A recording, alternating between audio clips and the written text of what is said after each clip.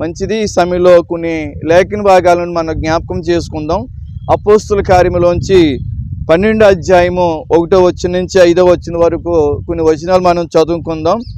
దాదాపు అదే కాలమందు రాజుని హేరోదు సంఘపు వారిలో కొందరిని బాధపెట్టుటకు బలాత్కారంగా పట్టుకుని యోహాను సహోదరుడైన యాకోబుని ఖడ్గంతో చంపించెను.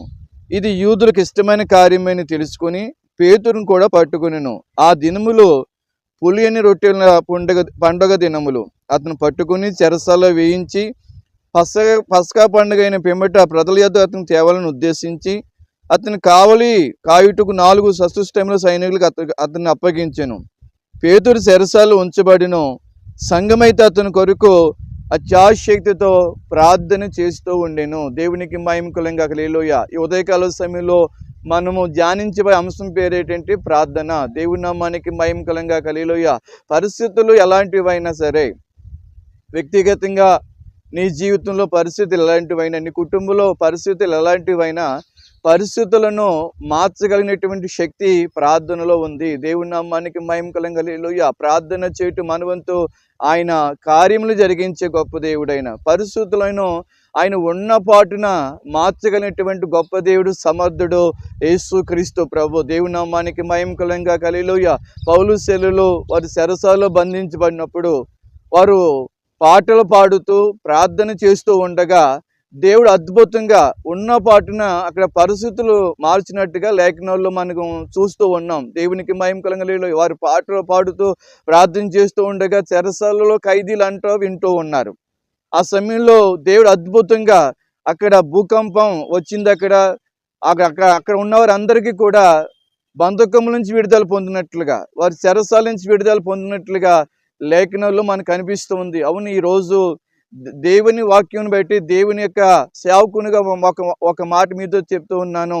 మనం ప్రార్థన చేస్తే మన ప్రార్థన దేవుడు ఆలకించి, మీ ప్రార్థన దేవుడు ఆలకించి, నువ్వు ఏ పరిస్థితుల్లో ఉన్నావో, ఏ పరిస్థితులు అయితే నేను కలవర పెడుతున్నాయో, ఏ పరిస్థితులు అయితే నీ మనసుకు నెమ్మది లేకుండా చేస్తున్నాయో, ఏ పరిస్థితులు అయితే నీ కంటి మీద కుండుకు లేకుండా చేస్తున్నాయో, ప్రతి పరిస్థితి నుంచి విడిపించగల సమర్థుడు గొప్ప దేవుడు యేసుక్రీస్తు ప్రభు. దేవుని నామానికి మహిమ కలుగుగాక. హల్లెలూయా. ఇక్కడ లేఖనాలు మనం చూస్తే 5వ వచనం, పేతురు చెరసాలలో ఉంచబడెను. సంఘం అయితే అతని కొరకు అత్యాశక్తితో ప్రార్థన చేస్తూ ఉండెను. దేవునికి మహిమ కలుగుగాక. పేతురు అనగా దేవుని చేత పిలువబడినటువంటి వ్యక్తి, అపోస్తులుగా ఉండుటకు దేవుని చేత, క్రీస్తు చేత పిలువబడినటువంటి వ్యక్తి. ఎప్పుడైతే పేతురు చెరసాలలో ఉంచబడ్డారో సంఘం ఏం చేస్తుందంటే ప్రార్థన చేస్తూ ఉంది.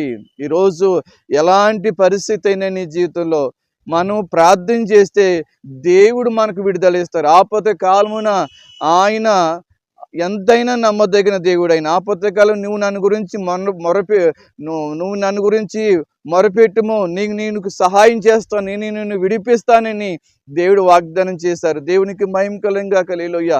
అవును, ఆయన ప్రార్థనలు ఆలకించే గొప్ప దేవుడు, సర్వశక్తిమంతుడు, సర్వాధికారి, భూమి ఆకాశములకు సృష్టికర్త అని ఆయనకి ఏ విధంగా అయితే పేర్లు పెట్టబడినవో ఆయన ప్రార్థనలు ఆలకించే దేవుడైన.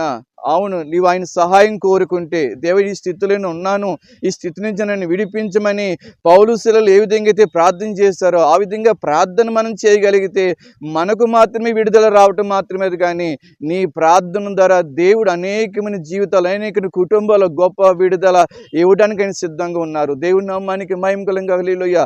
అవును, వారు ఆసక్తితో ప్రార్థన చేస్తున్నారు.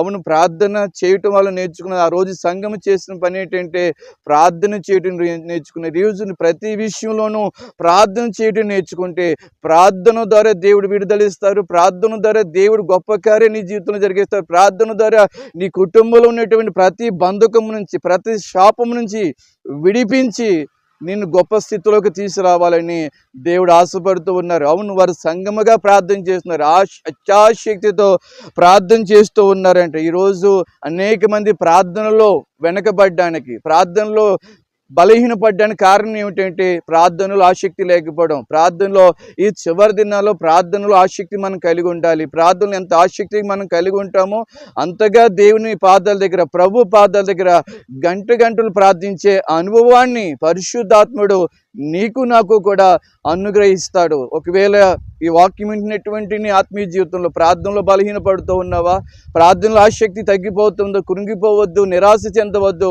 నిన్ను బలపరచు దేవుడు ఒక ఆయన ఉన్నారు.